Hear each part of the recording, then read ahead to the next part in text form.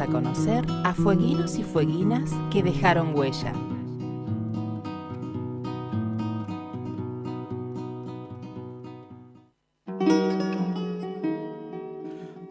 Muy bien, y hoy tenemos a un protagonista interesante de la historia de la comunidad Shetland en Río Grande.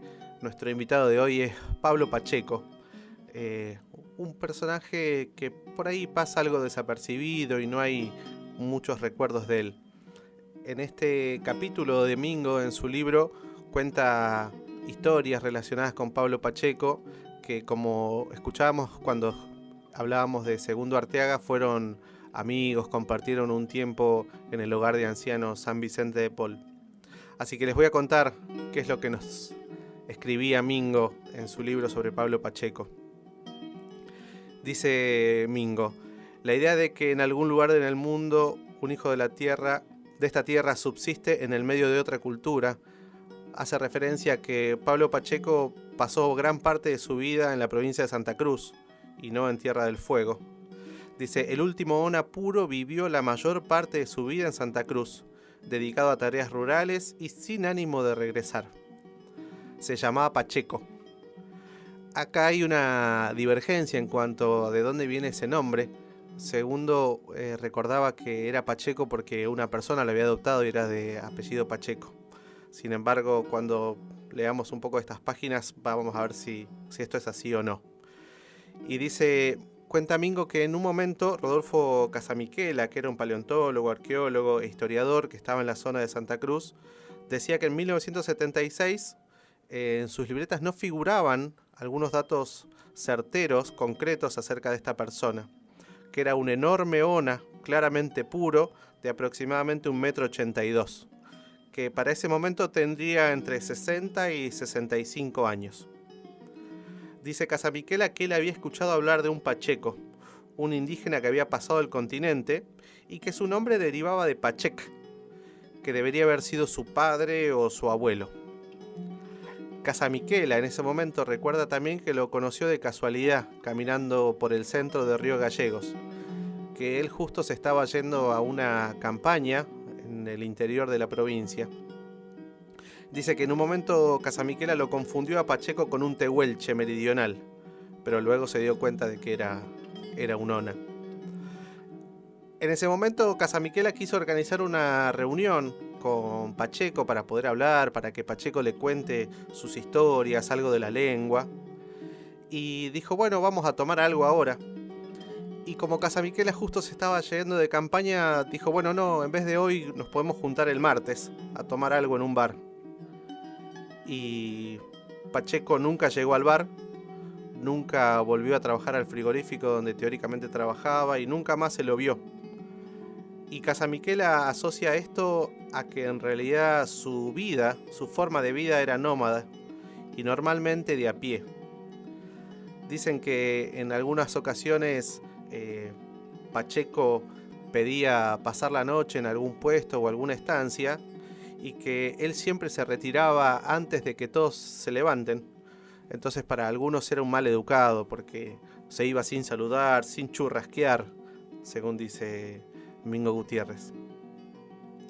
En el año 1984, Mingo participó del primer encuentro del hombre santacruceño y ahí conoció a varios investigadores y cientistas sociales que sabían de la vida de Pacheco y que le dieron algunos datos de dónde podía encontrarlo.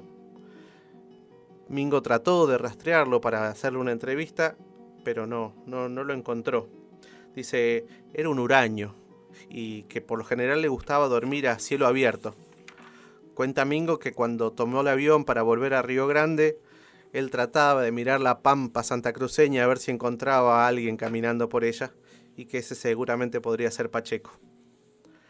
El 4 de abril de 1985, Ann Chapman viaja con Segundo Arteaga a visitar a Pacheco en Punta Loyola. Ese encuentro, según cuenta Mingo, quedó registrado en la revista Patagónica, que tituló Un feliz encuentro de dos paisanos Shetland. Luego se supo que Pacheco había nacido en Río Grande en el año 1915, aunque no hay registro de eso en nuestra ciudad.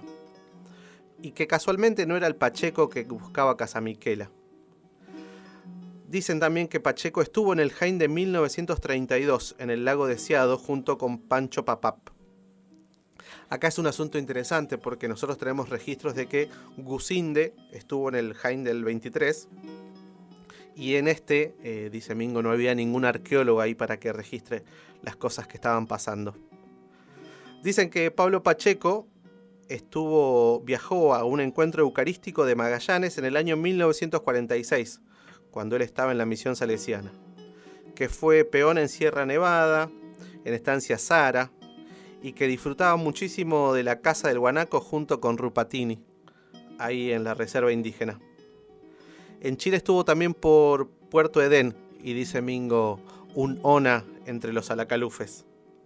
En el año 1949 se instaló en Santa Cruz, hasta que Segundo le insistió de que pudiese regresar a Río Grande para que estén juntos en el hogar de ancianos. Cuando llegó Pacheco a nuestra ciudad, Mingo trató de ir a conocerlo, ir a hacerle una entrevista, y dice que no era sencillo, que era bastante hosco, bastante parco. Dice que en Tierra del Fuego Pacheco no tuvo los mismos privilegios que los otros onas que estaban en la ciudad, ya que no tenía jubilación ni cobertura social. Las autoridades que lo habían traído a Río Grande ya no estaban en sus funciones y eso dificultaba algunos beneficios a los cuales él pudiese acceder. Lo que sí es cierto es que Pacheco tenía una sordera que aumentaba cada vez más. Con esa sordera logró que la municipalidad le diese una pensión por invalidez. Dice Mingo que cuando quiso entrevistarlo, Pacheco le dijo: ¿por qué tengo que mostrar yo mis cicatrices? Y se alejó sin esperar la respuesta. Recuerda Mingo que un mes antes de que se encontraran en Río Grande, él se cruzó con Pacheco en Ushuaia. Los dos estaban por distintos motivos en esa ciudad, la ciudad capital, y que Pacheco se le acercó a Mingo y le preguntó dónde podía encontrar un bar. Pacheco estaba buscando pasar un poco mejor el frío tomando alguna copa, y Mingo, que estaba también algo desorientado, le dio algunas indicaciones no muy precisas. Y recuerda Mingo que en realidad en ese momento se lo sacó de encima. Entiende Mingo que es por eso que luego Pacheco lo ignora cuando lo fue a visitar en el asilo de ancianos. Recuerda Mingo que era difícil encontrarlos a Segundo y a Pacheco juntos caminando por las calles de Río Grande, porque Pablo Pacheco era bastante más ágil, era algo más joven que Segundo, y eso lo hacía que esté por otros rumbos. Dice que una tarde de regreso al hogar, después de compartir algunas copas, ahí sí realmente Pacheco empezó a hablar. Hablaba de las pampas, hablaba de avestruces, de cómo se fabrica una buena boleadora, y que no es lo mismo arrojar una boleadora montado a caballo que con el pie en tierra firme, pero que él nunca había podido hacerlo de buena manera. Dice Mingo que no había una forma de hacerlo regresar en su memoria, era bastante difícil, y que cuando él le preguntó si había sido cloquetén, o sea, si había participado de la ceremonia del Jaén, Pacheco llevó su dedo índice a la boca con un gesto de silencio y guardó su secreto para siempre. Pacheco tenía esa personalidad. Para el año 1994, la comunidad de Rafaela Istron ya empezaba a tener mayor actividad y Pacheco también empezaba a deteriorarse. En 1994 se presentó ante Mingo mostrándole un golpe en la nariz con 7 puntos de sutura. Era su última cicatriz, que esta sí no iba a poder ocultar. Pablo Pacheco Jonte, o Montes, según el caso, porque sus manifestaciones habían nacido el 25 de agosto de 1915 y partió sin despedirse. Fue el 8 de diciembre de 1994 a la hora 15, en el hospital de Río Grande, desde donde partieron tantos de su gente. La muerte lo ayudó a cruzar la casa, desde el hogar hasta el hospital.